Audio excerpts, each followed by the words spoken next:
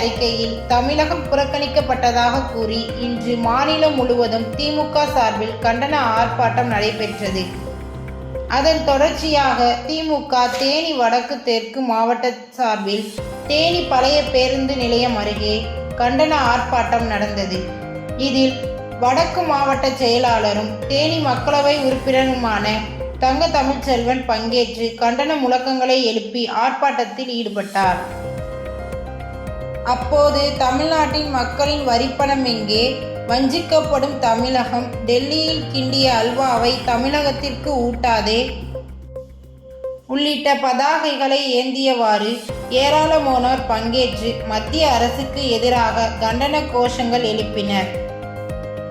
இந்த ஆர்ப்பாட்டத்தில் திமுக எம்எல்ஏக்கள் கம்பம் ராமகிருஷ்ணன், ஆண்டிப்பட்டி மகாராஜன், பெரியகுளம் சரவணகுமார் உட்பட திமுக நிர்வாகிகள் பலர் கலந்து கொண்டனர்.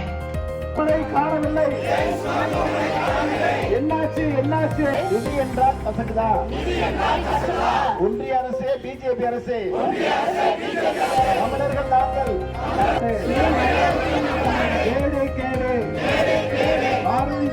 பாரதிய ஜனதா தமிழ்நாட்டுக்கு நிதி ஒதுக்கீடு,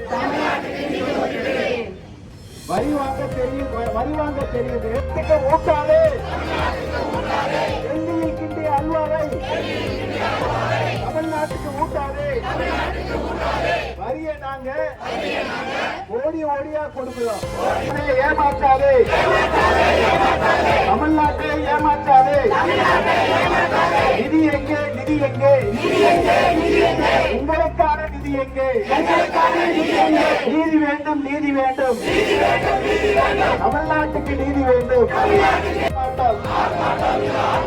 ஒன்றிய அரசை கண்டித்து ஆர்ப்பாட்டம். நன்றி.